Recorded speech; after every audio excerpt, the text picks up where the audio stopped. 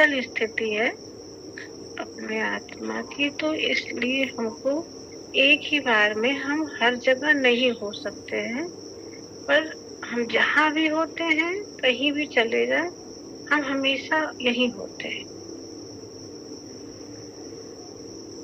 ये मन और शरीर के तल पर नहीं है, ये अपने स्वरूप की स्थिति है।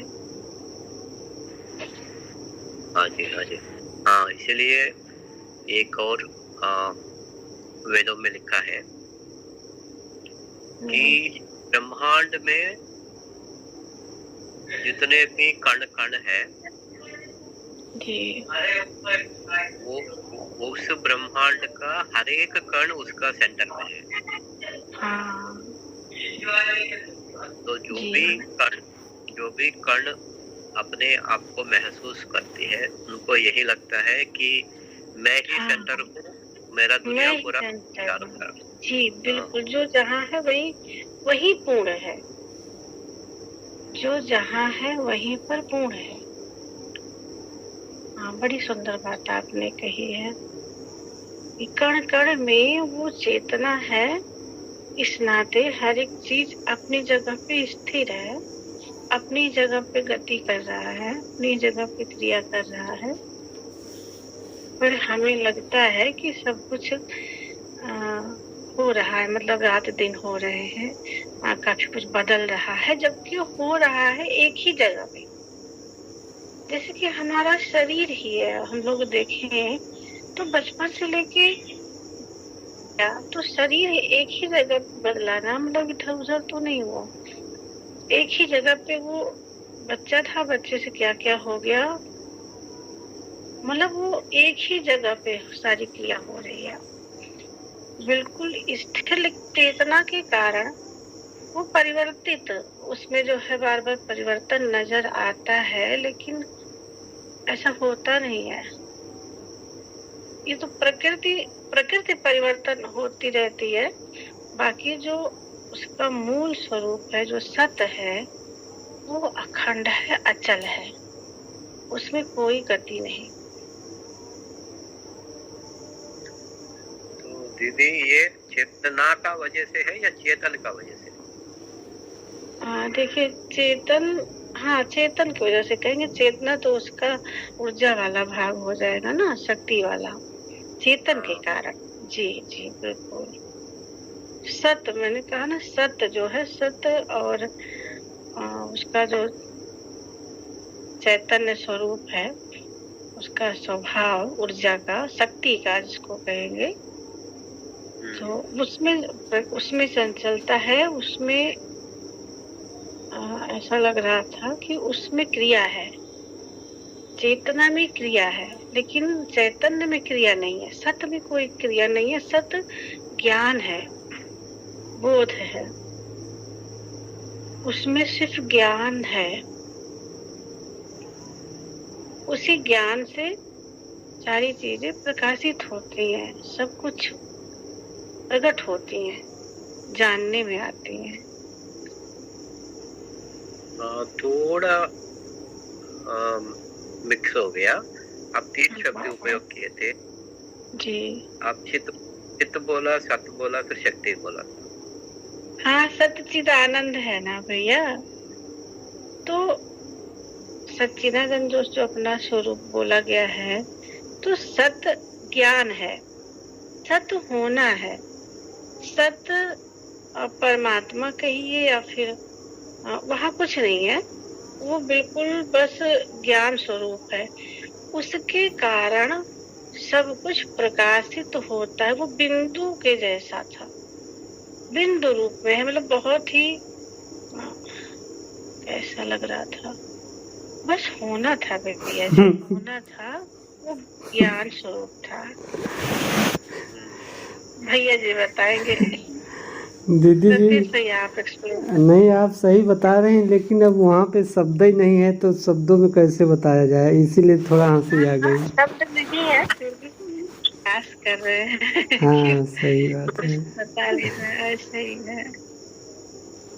तो उसमें चित्त कहाँ है फिर उसमें? सत्य तो आपने बता दिया कि हाँ, तो चित्त चित्त नहीं कह रहे हैं, सत चिद, चिद माने होता है जो चीज भास रहा हो, जो चीज अनुभव में आ रहा हो, वो है उसका चेतना, उसका ऊर्जा, उसकी शक्ति, उसका प्रभाव।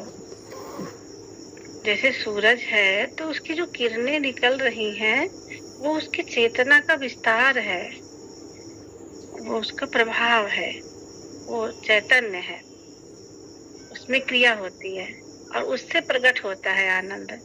क्योंकि वहाँ पे जो मूल स्वरूप है वहाँ आनंद अव्यक्त स्थिति में है, अप्रकट दशा में है। लेकिन जब प्रकृति का संग पाता है तो वो आनंद को व्यक्त करता है, अपने आप को प्रकट करता है।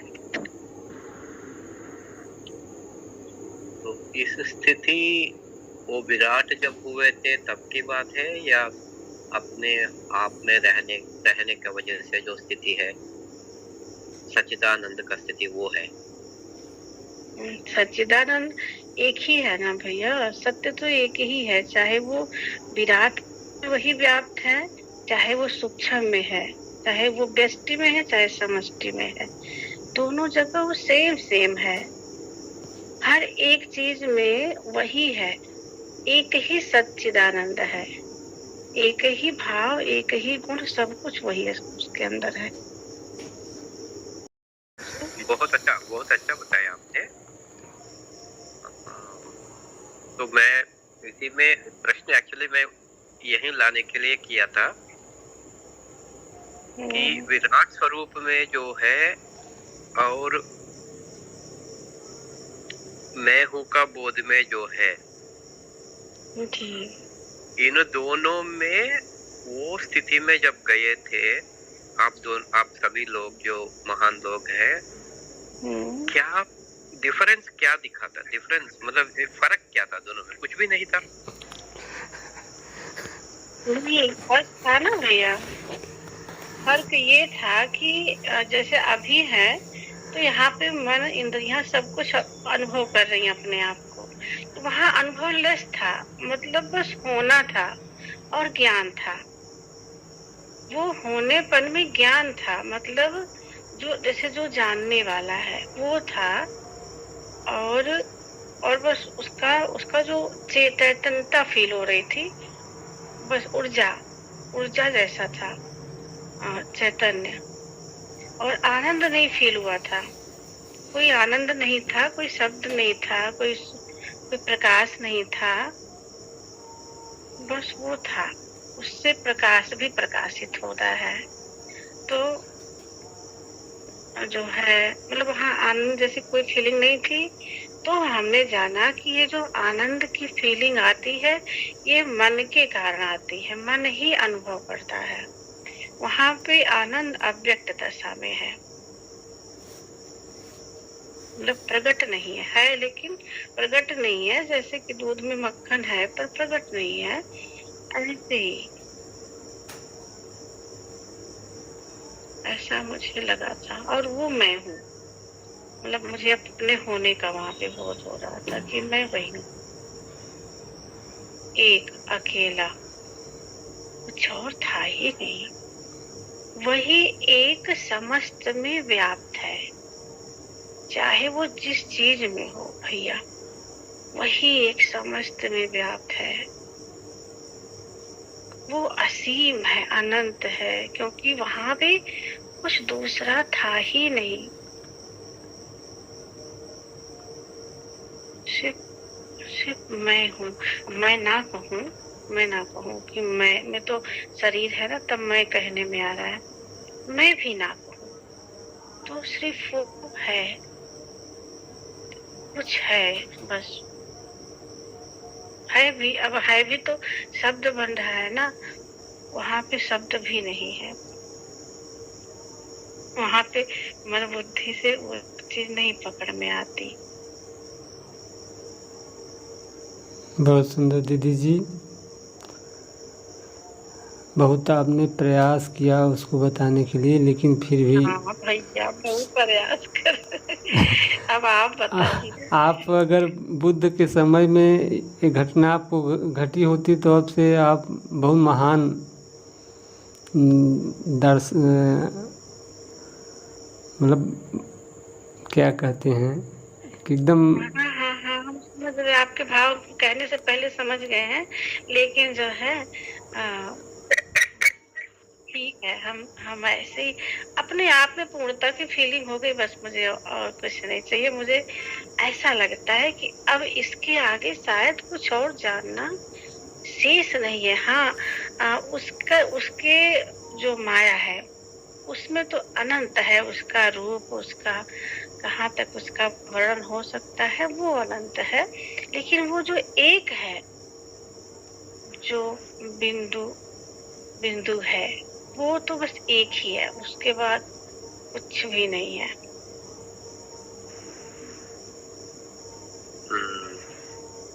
तो उसी का वजह से हमको सेंटर में होने का महसूस करते हैं। उसी की वजह से भैया, पृथ्वी के आप कहीं भी बैठो, हम तो कभी अनुभव करते हैं इन सब चीजों का, चिंतन होगा तो सभी लोग कर सकते हैं कि जो जहाँ है वहीं से वो पाएगा कि पृथ्वी के बीचों बीच में है एक गोल गोल धरती, उसके चारों तरफ से बराबर में, और वो स्वयं बीच में।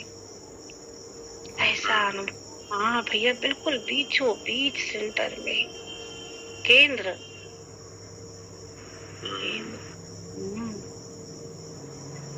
इसलिए आप कहीं भी चले जाइए, अपने आप को बीच में ही पाएंगे, है ना। कहीं भी जाइए आप, रहेंगे बीचों बीच में। दीदी जी, जब ज़्यादा कोई कहलवाएंगे ना, तब कहने में शब्द गलत निकल जाएंगे। जैसे आप बीचों बीच कर रही हैं ना, तब यहाँ पे उसका सेंटेंस गड़बड़ा जा रहा है। कहने का मतलब ये है भैया कि हम केंद्र हैं, मतलब जो मैं है, जो वो उस सेंटर हर चीज की। जैसे सूर्य है तो सूर्य सेंटर में है, उसका प्रकाश किनारे किनारे है। ऐसे ही आभा बनती है चांद की, तो चांद बीच में है, उसकी आभा किनारे किनारे। तो ऐसे ही वो जो मैं सत है, अब उसी को चाहे नहीं तो उसका सत का कोई केंद्र नहीं है ना। वो आपको ऐसा थोड़ी लगा कि मैं किसी केंद्र पे हूँ, मेरे चारों तरफ, बस आपको ये बोध हुआ कि मैं सर्वत्र हूँ। हम जब पृथ्वी का अनुभव किए थे उस समय केंद्र में थे। हाँ, उसके बाद कहाँ हुआ? शरीर थे ना, उसके बाद तो असीम में हुआ, तो वहाँ केंद्र नहीं था। हम उसके पहले वाली बता रहे हैं। हाँ, जब पृथ्वी तत्व का अनुभव किए थे कि हम समस्त पृथ्वी पे, ब्रह्मांड में पृथ्वी भी नहीं था, वो कुछ अलग सा था, बहुत हैवी, उसमें हम बीचों बीच में थे। तो हम ऐसा भी कह सकते हैं, जब वो चेतना का परिमाण बढ़ जाता है, आपको ये सेंटर का भान रहता है, पर चेतन में नहीं है, और चेतन में हर जगह भी है। हाँ हाँ भैया, बिल्कुल। मतलब जब तक शरीर में है तब तक हम सेंटर में हैं, उसके बाद हम असीम में हैं। जी जी, बिल्कुल सही, अब सही कहा आपने। अब सही है, सही पकड़े हैं। अच्छा, एक चीज और अनुभव हो रहा है, ये जो सत चित आनंद जो बोला जाता है ना, वो उस अवस्था में केवल सत था। चित जिसे वो सत, ये चित अपना जो है, अपना चित है, ये दोनों मिल गए तो सत चित हो गया। और आनंद तो दूसरे विषयों से मिलता है, तो सत चित आनंद। आनंद जी, आनंद तो नहीं था, पर चैतन्यता तो थी ना। हाँ हाँ, तो जी जी, ये आनंद भी छूट गया और चित्त भी छूट गया, तब वो सत्य में एकदम प्रकट हुआ। ये मेरे कहने का भाव है। जैसे कह रहे हैं कि ध्यान में बहुत आनंद आ रहा है, ध्यान में कुछ देख रहे हैं ना, तब आनंद आ रहा है, द्वैत आनंद आ रहा है जी। तो उसमें आनंद कहाँ था? जैसे कोई अपने स्वरूप में बैठते हैं, स्थित होते हैं, तो कहते हैं कि वहाँ पे बहुत आनंद आ रहा है, तो वहाँ पे भी चित्त है। जहाँ तक मन है, आनंद हाँ, जब तक है तब तक मन है। चित्त है, चित्त है, मन की इसलिए आनंद आ रहा है, चित्त के कारण आनंद आ रहा है। जी जी हाँ। और जब ये आनंद और चित्त जब दोनों नहीं रहेंगे तब सत्य की ओर रहेगा।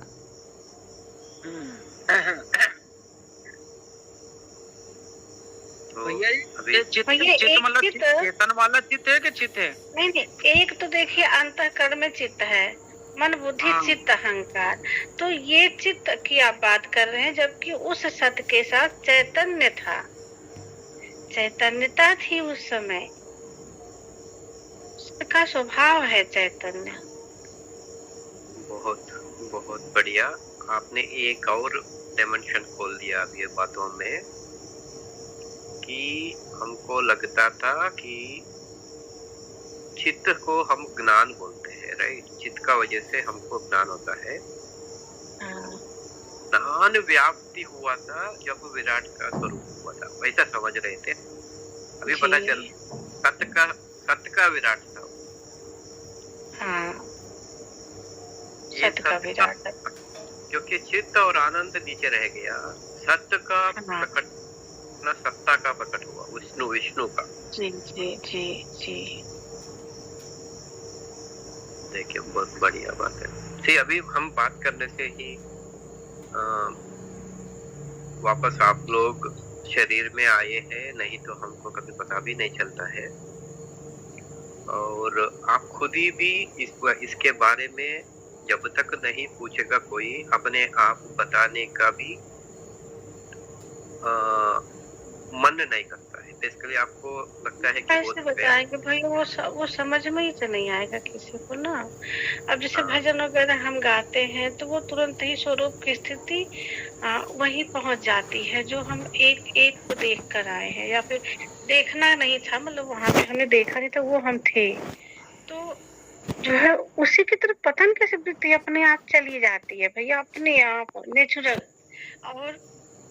और जो है किसी भगवान भगवती देवी दुर्गा हमको याद ही नहीं आती हैं।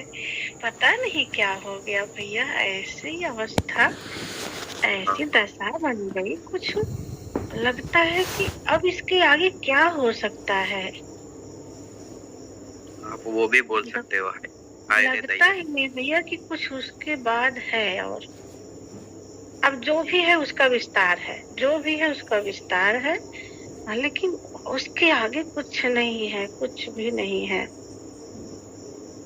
इतने का तो मुझे एहसास हो रहा है, क्योंकि अगर मन ठहर गया है ना, मन पूर्णता की फीलिंग करता है, तो जरूर पूर्ण का ही आभास हुआ होगा।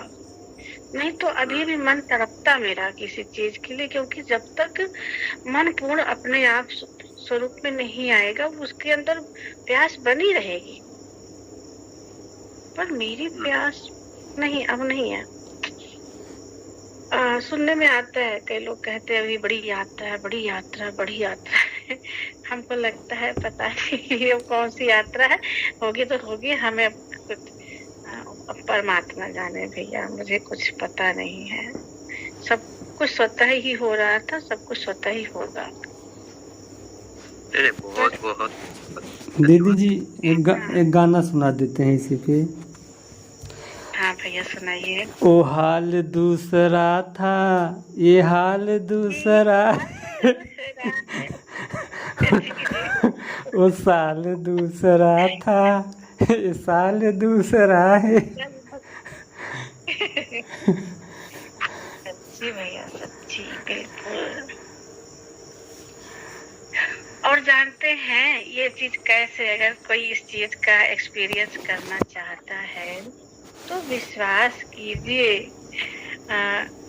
इसी चीज पे बार बार चिंतन करने से, बार बार मंथन करने से, बार बार सत्य को व्यक्त करने से, वो जिसका हृदय का द्वार खुला होगा ना, वो बहुत जल्दी प्रकट होगा। मुझे ऐसा लगता है,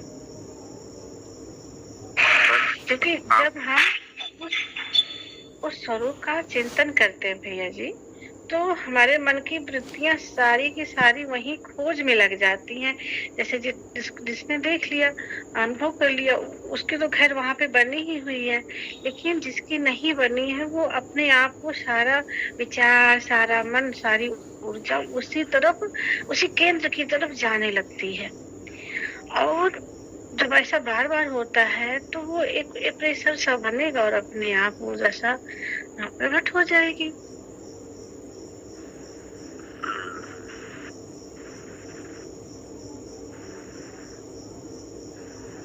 ऐसा नहीं हो सकता। आगे प्रभु से जाने, मुझे कुछ नहीं पता।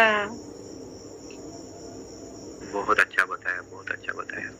तो हमारा प्रश्न, प्यार प्यार मैं ना जानू रे, जानू तो जानू बस उसे मैं अपना जानू रे। तो बस अपना सा लगता है, बाकी मुझे कोई ज्ञान नहीं, कुछ नहीं पता भैया जी, कुछ भी नहीं मालूम।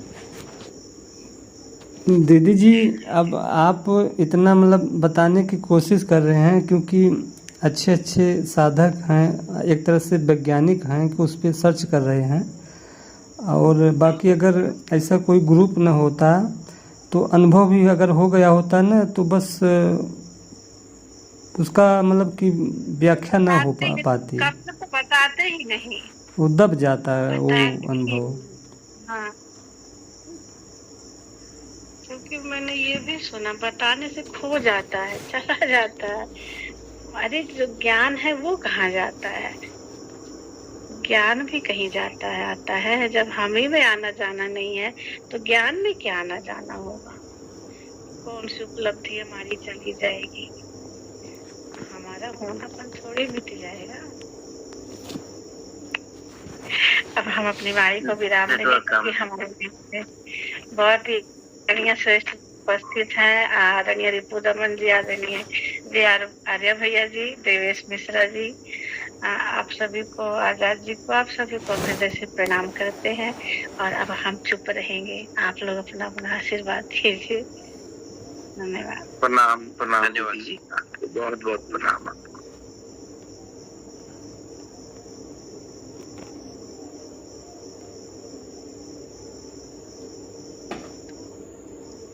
जी, हम आगे बढ़ते हैं और आदरणीय जयराम आर्य भैया जी को आमंत्रित करते हैं कि वो अपने कुछ भाव रखें। भैया जी, बहुत बहुत प्रणाम।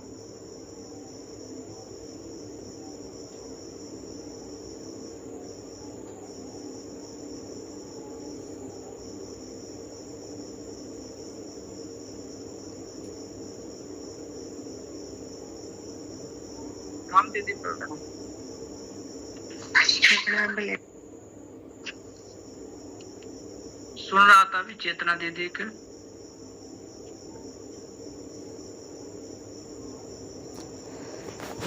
जी, आप अपने कुछ भाव रखिए भैया जी। भाव ही समाप्त हो गए सुन करके। मोरे साहेब की ऊंची अटरिया, चढ़ते में जियरा कांपे हो। मोरे साहब की ऊंची अटरिया, चढ़ते में जियरा कांपे। जो सुख चाहो तो लज्जा त्यागो, जो सुख चाहो तो लज्जा त्यागो। पिया से हिली मिली बोलो, मोरे साहेब की ऊंची अटरिया, चढ़त में जियरा कांपे। परमात्मा से एकाकार होने के लिए, अर्थात सत्य से एकाकार होने के लिए बहुत भय लगता है, बहुत तड़प होती है। और अभी आप लोगों को सच्चाई बताऊं, शायद जिनको जिनको घटा है उनकी हालत वही जानते हैं, कितना पीड़ा होती है, कितना दर्द सहना पड़ता है। उनका समझ लीजिए कि नाक का सुगंध जो है गड़बड़ा जाता है। अब आपको सच्चाई बताऊं कि ये घटना घटने के पहले अब बाद में इतना दुर्गंध आती थी कि अब क्या बताएं। कहीं मूस, ऐसा लगता था कहीं मूस मर गया है, उसकी मतलब बदबू आती थी। जैसे सिगरेट कोई पी रहा है उसकी बदबू आती थी, कोई चीज़ जल रहा है सब बदबू आती थी। पता नहीं क्या वो करिश्मा था, लेकिन सब अब नॉर्मल हो गया।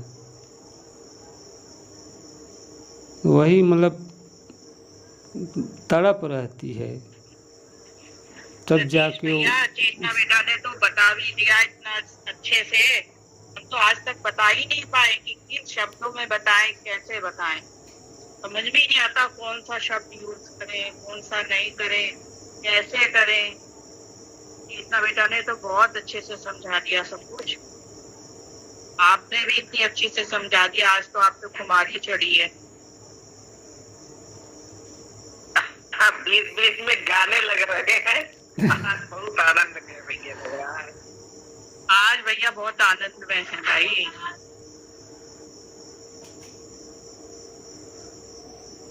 अब वहाँ पे शब्द नहीं है, लेकिन थोड़ा थोड़ा प्रयास करते हैं हम लोग। अब कहते तो हैं न वहाँ पे सूरज था, न चांद था, न कोई दृश्य था, न देवी थी, न कोई देवता थे, बस बोध मात्र। अखंड रूप से अनंत रूप से।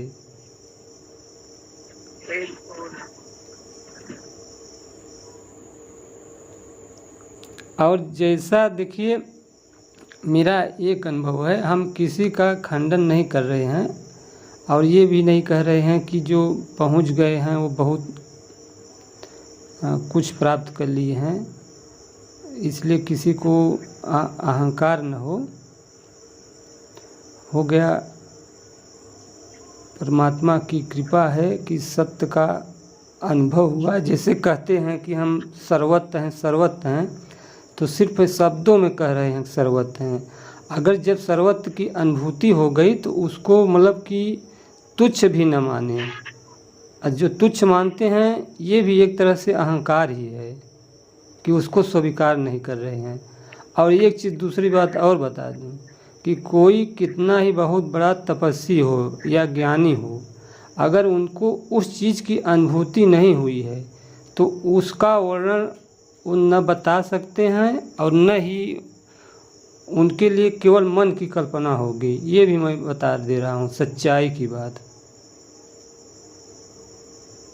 क्योंकि मन का स्वरूप पता चलता है कि मन हमेशा द्वैत में रहता है। अगर उसको कुछ चीज़ की अनुभूति हो रही है तो हमेशा द्वैत है, चाहे कोई देवी देवता दिखाई दे रहे हैं तो वो द्वैत है। अगर शांति का अनुभव हो रहा है तो वो भी द्वैत है। वहाँ पे शांति भी नहीं कह सकते हैं। अब बोध किसी दूसरे का बोध नहीं, मतलब स्वयं का ही बोध है, तो स्वयं दो नहीं है, अद्वैत है वो, ऐसा उसको कह सकते हैं।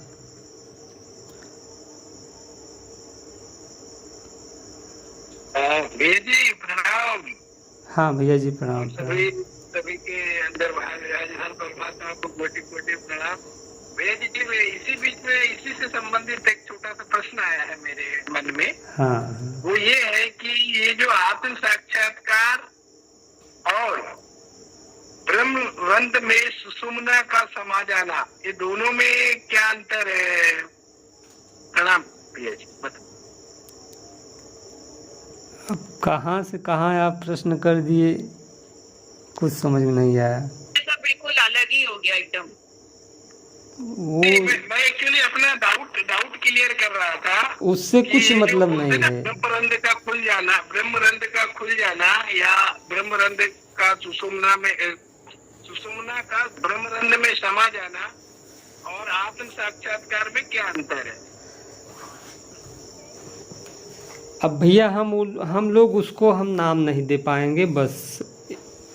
अब उसका नाम आप लोग दीजिए कि उसको क्या कह सकते हैं।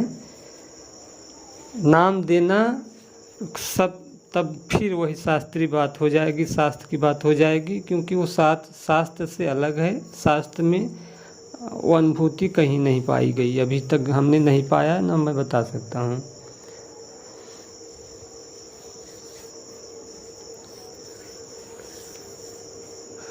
बस इतना बता रहा हूँ। वहाँ पे कुछ नहीं था, यानी कुछ का मतलब बस बोध मात्र था। जैसे आप अभी मैं हूँ कि बोध में बैठ रहे हैं, तो यहाँ आपको पता चल रहा है कि हाँ मैं हूँ कि बोध में हूँ, लेकिन वहाँ पे उस समय नहीं पता चल रहा था कि मैं हूँ कि बोध में हूँ या अनंत हूँ। वो वापस आने के बाद मतलब कि आप बता पा रहे हैं।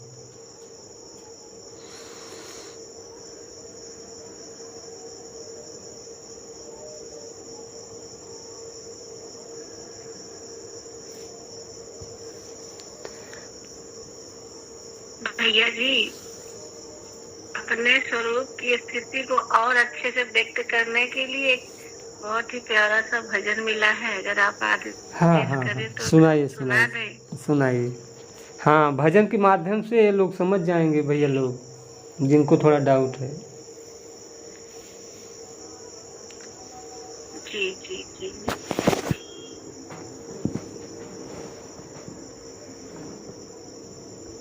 और ध्यान से एक एक शब्द को सुनिएगा। कबीरदास जी का ही भजन है और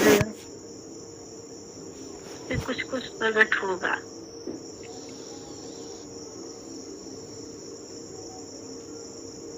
हे प्रभु, बोलिए श्री सद्गुरुदेव भगवान की जय, सच्चिदानंद भगवान की जय। कहते हैं सतगुरु, सत ही गुरु है, जो एक है समस्त में। सत ही गुरु है, सतगुरु। सतगुरु तो हरि अटरिया, देवला झिलमिल होय। सतगुरु तो हरि अटरिया, देवला झिलमिल होय। एक ऐसा दीपक अपने होश का, अपने ज्ञान का, जो झिलमिला रहा था। मतलब झिलमिलाहट का मतलब उसका प्रकाश नहीं था, पर वो अनुभव में आ रहा था कि कुछ चैतन्यता पूर्ण हमारी स्थिति है। सतगुरु तो हरि अटरिया, देवला झिलमिल हो। ऊंची अटरिया चंदन के वड़िया, ऊंची अटरिया चंदन के वड़िया। रहे नयन में जोय, रहे नयन में जोय। सतगुरु तो हरि अटरिया, देवला झिलमिल होय। सतगुरु तो हरि अटरिया, देवला झिलमिल होय। ऊंची अटरिया मतलब वो एकदम मूल है, ऊंची चोटी, जहाँ के बाद फिर कुछ और है ही नहीं। चंदन केवड़िया, ये जो हमारी दोनों पलकें जो है, यही किवाड़ है, और यहीं पे वो हमारे थर्ड आई कहे, सुषुम्ना कहीं, सब हम नहीं जानते हैं, पता नहीं, लेकिन बस सबसे सर्वोच्च शिखर पे ही उसका स्थान है। सतगुरु तो हरि अटरिया, देवला झिलमिल होय। फिर कहते हैं पहुँचेगा कोई वहाँ संत विवेकी, पहुँचेगा कोई वहाँ संत विवेकी। कुटिल कुमति जिन्हें खोय, कुटिल कुमति जिन्हें सतगुरु तो हरि अटरिया, देवला झिलमिल हो। तो कबीरदास जी ने विवेक शब्द का प्रयोग किया है, ज्ञान शब्द का प्रयोग किया है, और साथ में संत भी कहा है। संत का मतलब जो पूर्णतः शांत हो जाए, निर्विचार हो जाए, निर्विरोध हो जाए, ऐसे जनों को उसका दर्शन जरूर मिलता है, अपने आप का अनुभव जरूर होता है। कुटिल कुमति जिन्हें खोए, वहाँ पे कुटिलता या कुमति जैसे बुद्धि जिसको बोलते हैं, अहंकार या फिर दूसरों को द्वैत भाव, जरा सा भी रंच मात्र भी द्वैत भाव अगर है, अपने को श्रेष्ठ समझने का भाव है, दूसरों को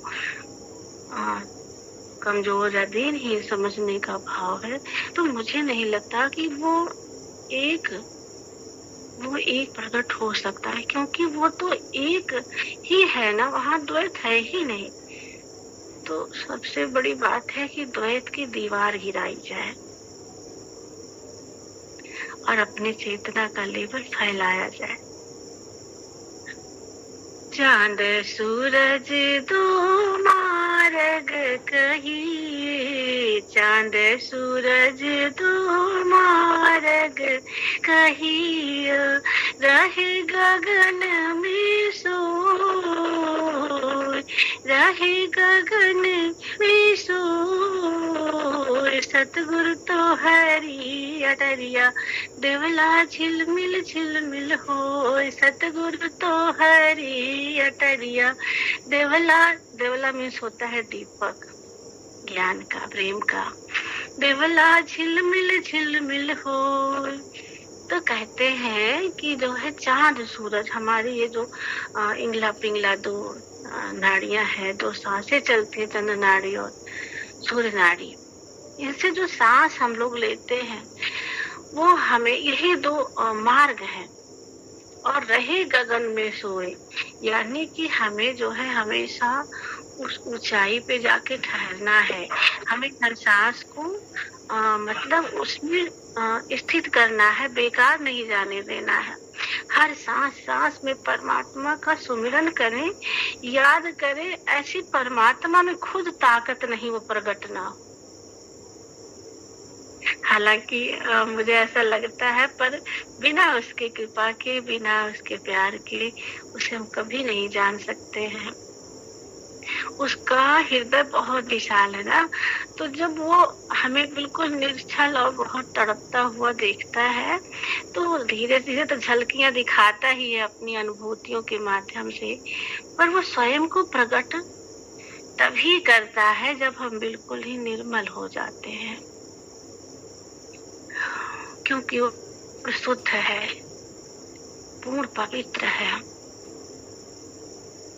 और कहते हैं कि भ्रुकुटी मध्य में जपो सुमिरिनी, भ्रुकुटी मध्य में जपो सुमरनी, पावन सुत में पोय, पावन सुत में पोय, सतगुरु तो हरि अटरिया, देवला झिलमिल होय, सतगुरु तो हरि अटरिया, देवला झिलमिल होय।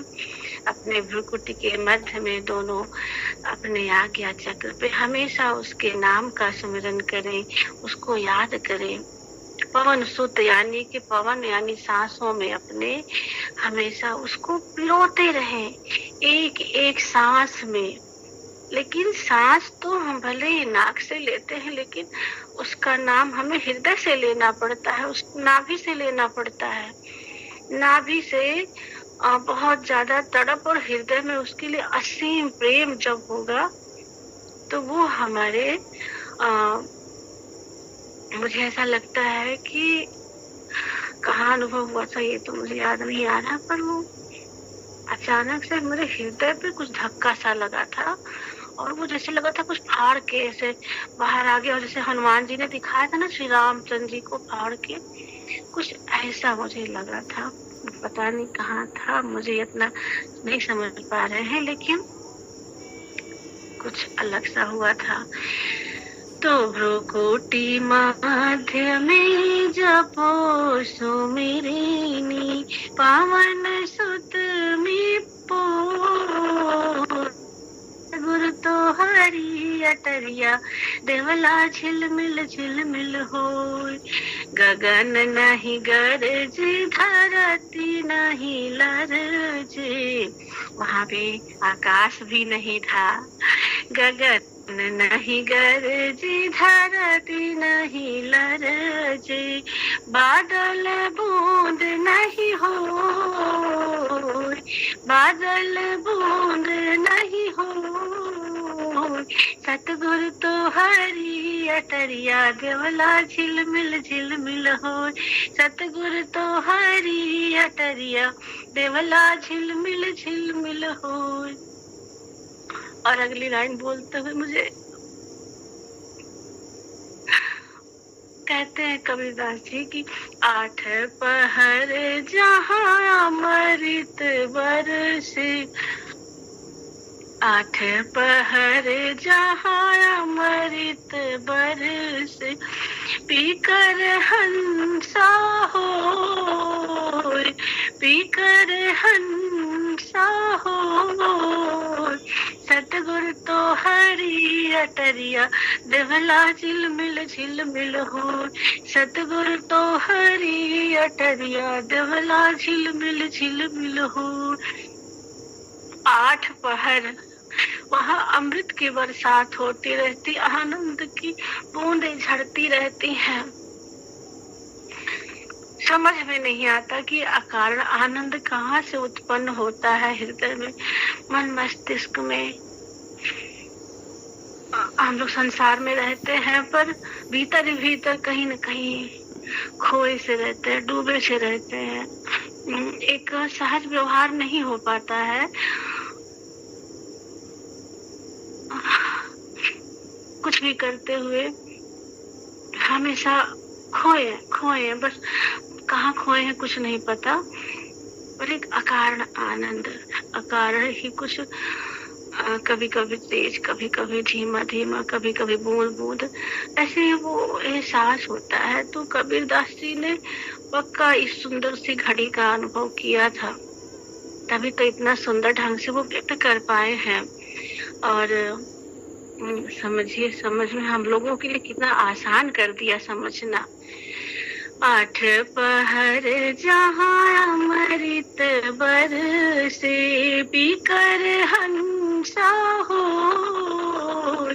सतगुरु तो हरि अटरिया देवला झिलमिल झिलमिल होय। सतगुरु तो हरि अटरिया देवला झिलमिल झिलमिल होय। कहत कबीर सुनो भाई साधो, कहत कबीर सुनो भाई साधो, गुरु से मिले सबको, गुरु से मिले सबको। सतगुरु तो हरि अटरिया देवला झिलमिल झिलमिल होय। तो जो जागता गुरु होता है उसके प्रति पूर्ण समर्पण से ये सहज ही प्राप्त हो जाता है। जो हमें प्राप्त है उसकी प्राप्ति हो जाती है। जो सतगुरु का दर्शन पावे, गुरु के प्रति सुसमर्पण था, उसने सतगुरु का दीदार करा दिया, सतगुरु का दीदार करा दिया। जो सतगुरु का दर्शन पावे, फिर से जन्म मरण नहीं हो। सतगुरु तो हरि अटरिया देवला झिलमिल झिलमिल हो। सतगुरु तो हरि अटरिया देवला झिल।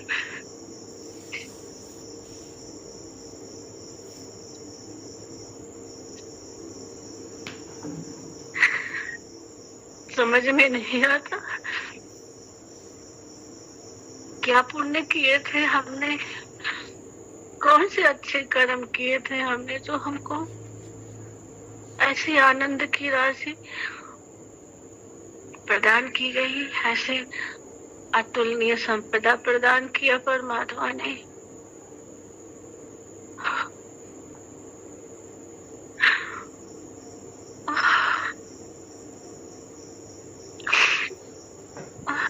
धन्यवाद आप सभी को, बहुत प्रणाम।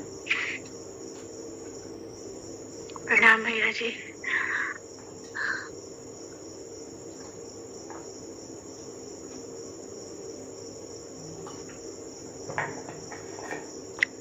बहुत बहुत प्रणाम दीदी जी।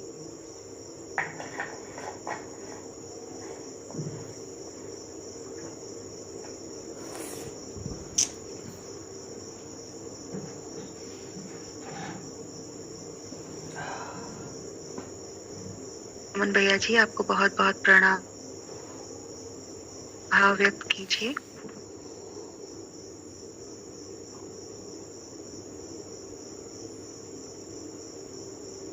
सुन ही रहा था तो उसी तरह बात करूंगा। अभी तो सुनने में थोड़ा खासा आनंद आ रहा था। उनकी तो अवस्था जो शब्दों में उन्होंने व्यक्त करने की कोशिश की है, बहुत गहरी बात आनंद की थी। उसमें थोड़ा रहने को रहना, फिर अगर किया मन तो फिर मैं बात कर। प्रणाम जी। जी भैया जी बहुत बहुत धन्यवाद। और हमारे साथ हैं देवेश भैया जी। देवेश भैया जी आपको बहुत बहुत प्रणाम। आप कुछ अपने भाव व्यक्त कीजिए। जी अभी मैं थोड़ा बाहर हूँ, मैं 10 मिनट में घर पहुँचूंगा, फिर मैं कनेक्ट करता हूँ। जी जी भैया जी बहुत बहुत धन्यवाद। और हमारे साथ हैं प्रवीण भैया जी। प्रवीण भैया जी बहुत बहुत प्रणाम। आप कुछ अपने भाव रखिए।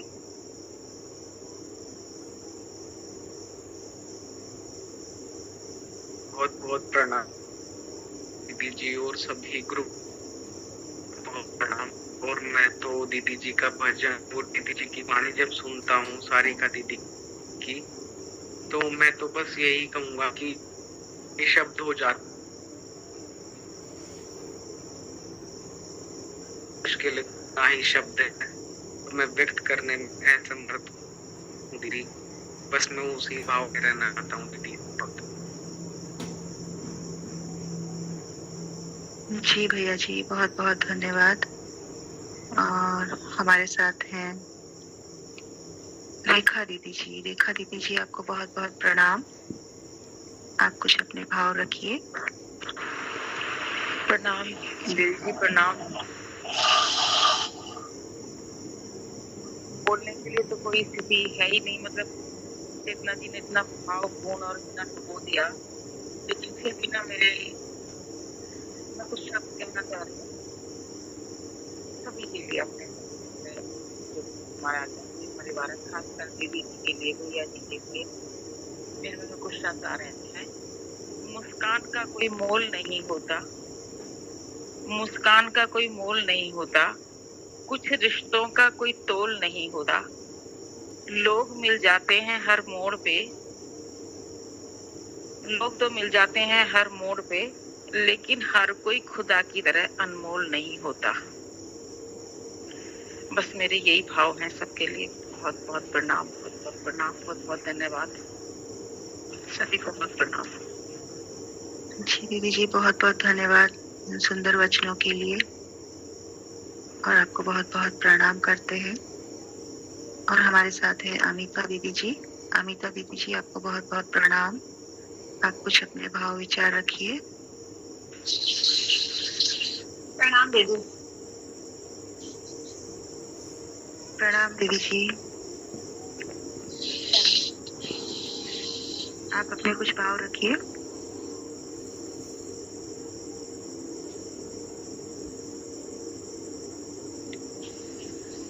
सुन रही हूँ जी जी बहुत बहुत धन्यवाद।